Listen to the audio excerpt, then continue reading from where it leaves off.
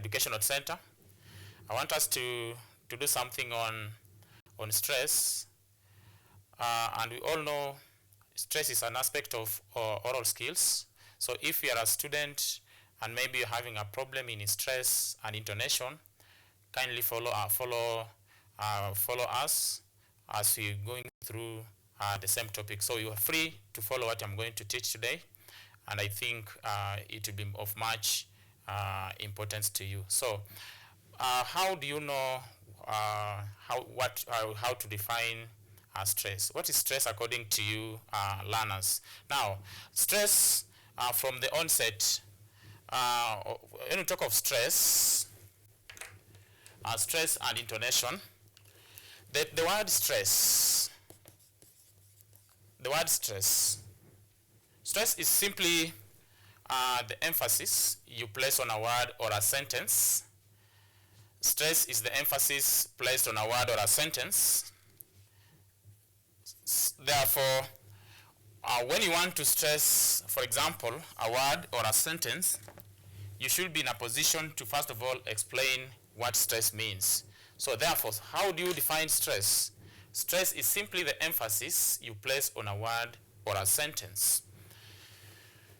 Let's define stress. Is the emphasis placed on a word or a sentence? Is the emphasis placed on a word or a sentence? Stress is the emphasis placed on a word or a sentence. So stress can be either placed at different levels. We have stress at the word level and stress at the sentence level. So stress comes into different aspects. So when you talk of stress, we have what we call the word stress and the sentence stress.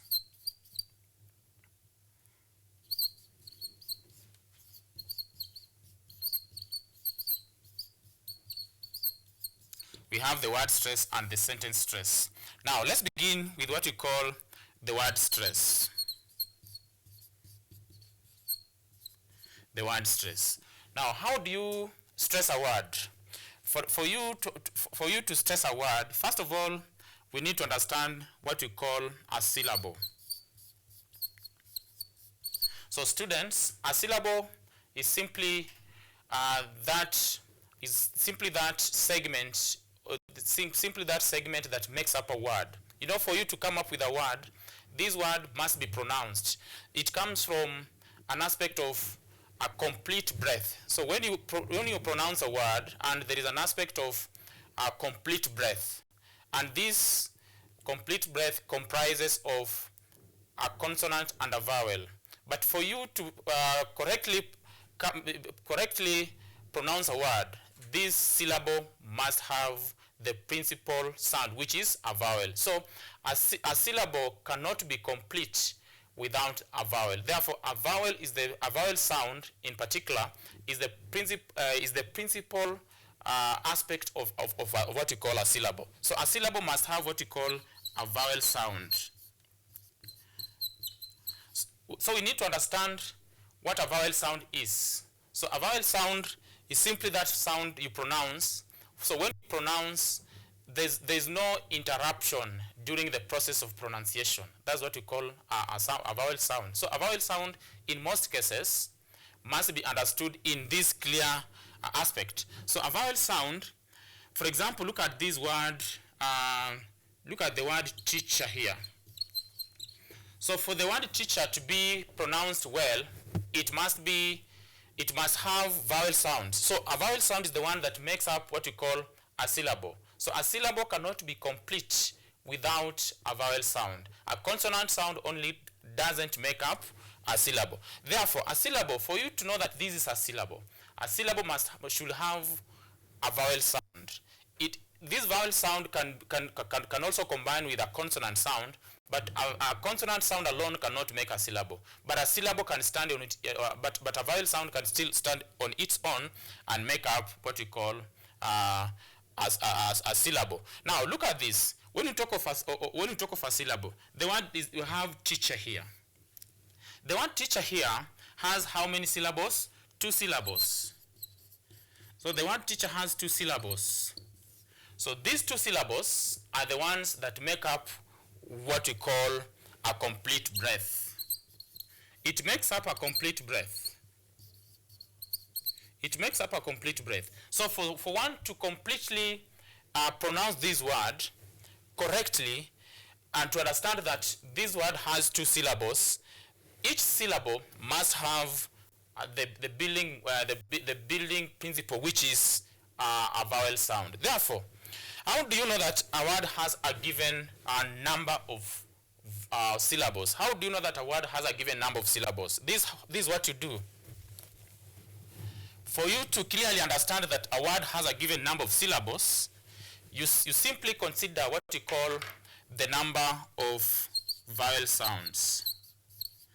So the number of vowel sounds. The number of vowel sounds will simply tell us the number of syllables a word has. For example, if a word has 1 syllable, it shows that it only has 1 vowel sound. So if the word has, for example, 2 syllables, it tells us that this word has how many vowel sounds? 2. Now look at the word. Let's just use the correct word. The word is teacher here. This word teacher here, when it's transcribed, what you call phonetic transcription, you realize that this word teacher here has how many vowel sounds? 1, then 2. Therefore, this word has how many syllables? It has 2 syllables. Let's look at another word here. The word is one. How many syllables does the word one has? So looking at this word one, the word one has 1 syllable. It only has 1 syllable. So we have this, for example, this word is pronounced the same as the word one. So since it's pronounced the same as the word one, you realize that this word, when it's transcribed, there's something that appears this way when it's transcribed. Therefore, this is the only single vowel sound that is existent in this word one. Therefore, how do you know that this word has 1 syllable? Because this e here, the sound a here, this is a silent vowel sound. Therefore, it's not counted. The only one that is counted is this one here. Therefore, this word here has 1 syllable because of the existence of 1 vowel sound. Let's give another example here. For example, look at this word here. Let me just use another example here. Look at the word receive in this case. Receive. When look at this word receive, this sieve here, this sound here is a long vowel. When it's pronounced, it's pronounced as a long vowel, but it's a single vowel sound. This re here, it's also 1 single vowel sound. Therefore, this 1, then 2. Therefore, how do you know that this word has 2 syllables? You simply count the number of vowel sounds. So since the word has 2 vowel sounds, 1, then 2, then we say this word receive has how many syllables? 2 syllables.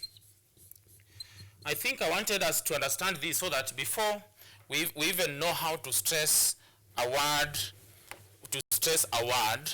you should be able to understand what it means by a syllable. So before you stress a word, students, before you stress a word, you must ask yourself this question, that how many syllables does this word have? And when I'm going to stress this word, what am I going to consider? So we've clearly said that for you to stress a word, first of all, you consider the number of what you call syllables that word has. Now, look at what you call the stress at the word level.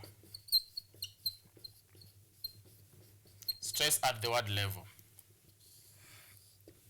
Now, for you to stress, first of all, you must understand. Let's look at 1 syllabic word. Let's begin with 1 syllabic word. A 1 syllabic word is simply that word that has one syllable. So a single syllabic, this is simply a monosyllabic word, or sometimes you call it a single syllabic word, or a word that has one syllable. So in a single syllabic word, you don't place stress on a single syllabic word, because there is only one complete breath that is existent in this word that has one syllable. Therefore, since it only has one syllable, and therefore that means it only has one vowel sound. Therefore, you don't have to stress it. Look at these examples. The word is one. We've just given that example. We have the word three for that case. We have the word, look at the word, for example, win. These are two, when you look at these three words here, the three words have single syllables because of the existence of one vowel sound. For example, this one here has one syllable. These three here, for example, this word three here, still has one syllable. So you look at this long vowel. This one is what we call a long vowel. So this long vowel, in the essence, it's simply a single syllable. It's simply a single syllable. So the word has a single syllable. Why? Because of the existence. Okay, we have the existence of one vowel sound. Now look at the word win. It also has one syllable because of the existence of one vowel sound. As I've just said, students, you don't stress a word that has one syllable because it only comprises of a single or a single sound and a complete breath. Now looking at two syllabic words. When you look at two syllabic words, in other words, these are words that have two syllables. So now, if they are nouns and adjectives, so noun and adjectives, what happens with nouns and adjectives? And you must understand that stress sometimes has some words that are exceptional. Not all words will follow this rule, but for those words that follow this rule of stress, when you talk of single or of two syllabic words that are either nouns or adjectives, what happens? Stress is placed on the first syllable. Stress is placed on the first syllable.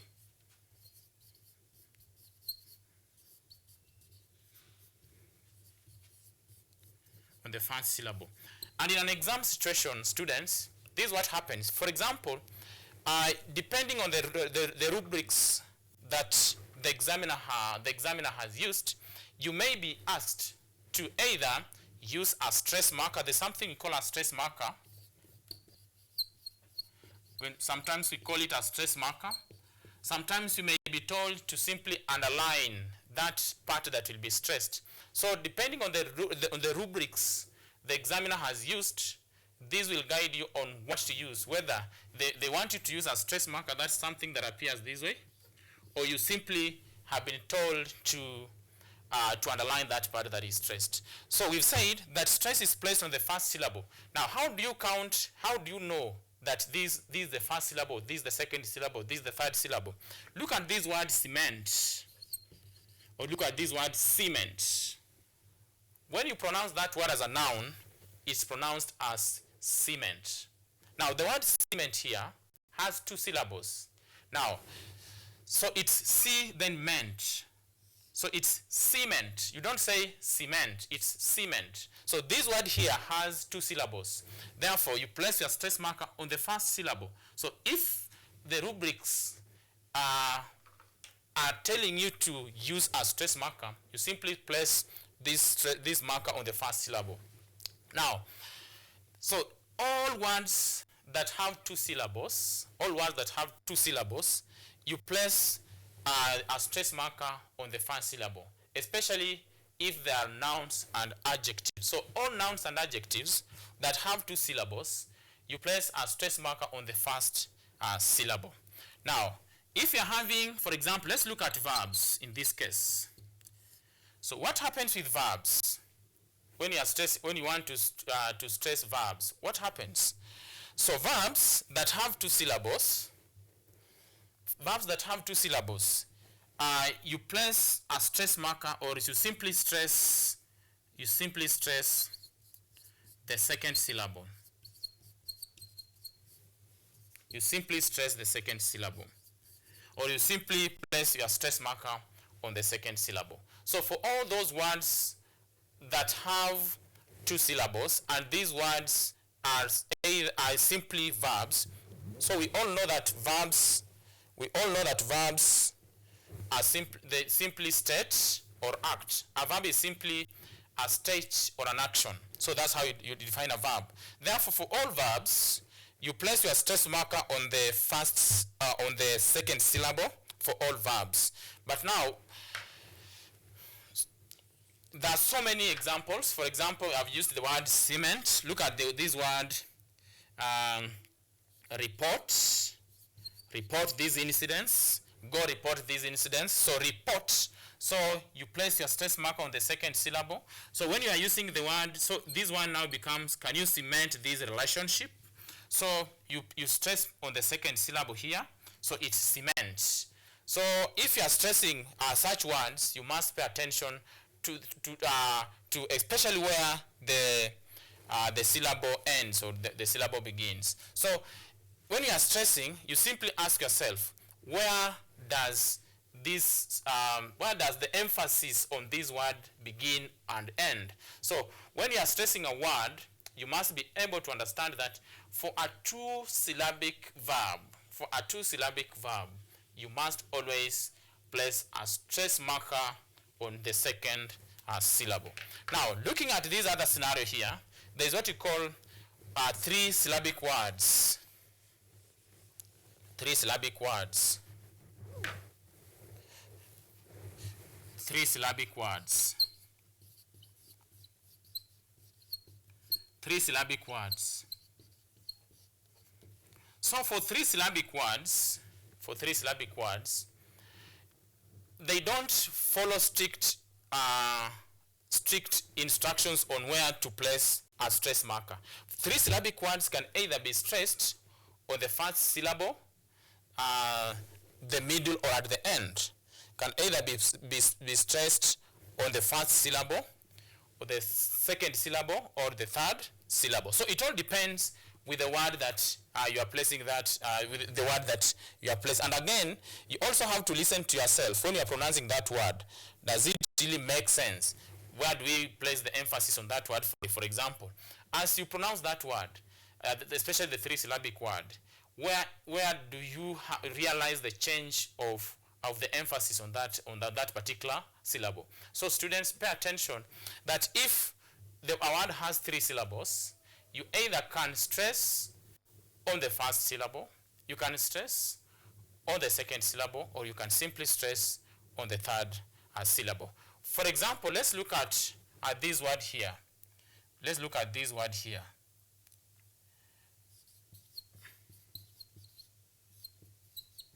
Look at this word, repentance. This word is a three-syllabic word. So it's repentance. So this one is a three-syllabic word. It's repentance. But this is an example of a word that you place, that a stress mark is placed on the second syllable. So depending on how the emphasis is placed on a given syllable in a three-syllabic word, it does not simply tie you on one condition. It has no condition. Depending on how you pronounce that word, you'll know that this word has a given number of syllables. Now, looking at what you call a four-syllabic word, look at a four-syllabic word. A four-syllabic word. Where do you stress a four-syllabic word? So in a four-syllabic word, you place a stress marker in the middle. In the middle. So that syllable that appears in the middle, that syllable that appears in the middle of that word, that's when you can you can stress. So this word here, for example, if it's a 4-syllabic word, and you understand that these are 4-syllabic word, you simply go look at this, the word that, the syllable that is at the center of that word. That's the syllable that will be stressed. So student, especially when you have been given a word that maybe appears to be confusing, just simply count the number of syllables that word has. So if this word, for example, has 4 syllables, you simply go to the middle. Look at the word, look at the syllable that is at the middle of that word. That's the word that you have to stress. Now, we have these words that end with either. We have these words that end with either T-I-O-N, C-I-O-N, or simply I-C. For example, look at these words here. When we talk of information,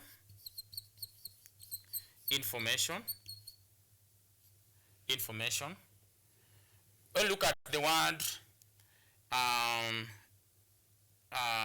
heroic for that case, look at such words. I've only given 2 examples so you can understand from what I'm going to say. So when look at these examples of words, these words end in T-I-O-N and I-C.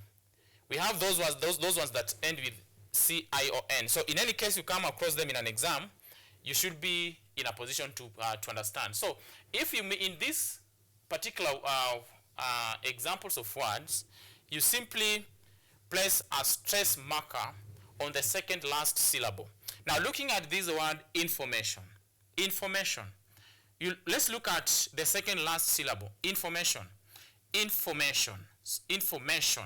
So you ask yourself, where is the second last? So the second last is 4. So this is the second last. When you look at this, so you place your stress marker on this word that the second last. So mention is 1 word, and that is 1 syllable. So this is the second last syllable. That's where you place your stress marker. So information or information. So this is how you pronounce this word, information. You don't say information. You don't say information. No, you say information. It's a piece of information. So that's why we are placing our stress marker on the second syllable. So heroic. So it's heroic. So you place your stress marker on this syllable. So he is the second last syllable. So I think up to that point we've learned something. So at least you've learned something. You must be able to understand how you place a word, a stress on a word. Now the second segment that I'm going to take a little time is what we call stress at the sentence level. So stress at the sentence level. Now, you must, up to this time, you should be able to understand what a sentence is. A complete sentence must obey the subject-verb agreement. It must have a subject and it must have an object. So this sentence, and sometimes it must also have an object at the end. So when you find a word in a sentence, so in an exam you'll be asked, for example in poetry, you'll be asked that which words will you stress, which words will you stress in the last line of the last stanza, for example. So for example, if we've been given the last line of the last stanza in a poem, then you've been asked which words are you going to stress in the last line of the last stanza. So this is what should be guiding you, learners. Therefore, so looking at this, look at this sentence here. There is what we call content words, and what we call structure words.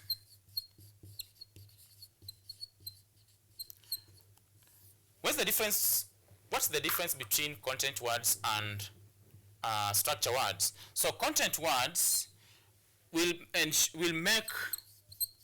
ensure the sentence makes sense.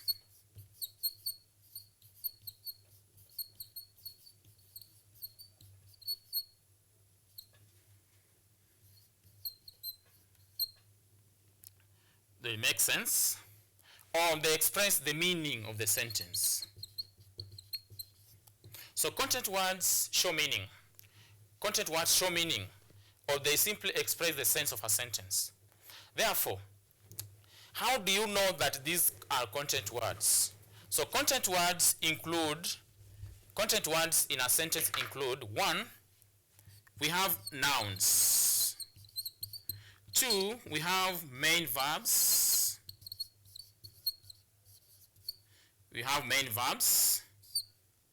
Then 3, we have adjectives. Then 4, we have adverbs. So these are something that must also guide us learners. When, for example, you want to stress a word in a sentence, you don't use a stress marker. The only thing you have to do is to identify those words that need to be stressed. And for example, if a sentence has 3 content words and you've only identified 2, you cannot score. So a mark is only given to that student who identifies all the content words. So in a given situation, for example, you've read the last line of a stanza, for example, then you've identified words as either nouns, main verbs, adjectives, or adverbs. You simply identify them as those words that need to be stressed. Look at this sentence here. I have just arrived. I have arrived late. I have arrived late. So I is a pronoun. It's not a noun. But since a pronoun stands in the space of a noun, or a pronoun replaces a noun, this word I is stressed because it's more of a noun. But since it simply replaces that noun, it becomes a pronoun. So a pronoun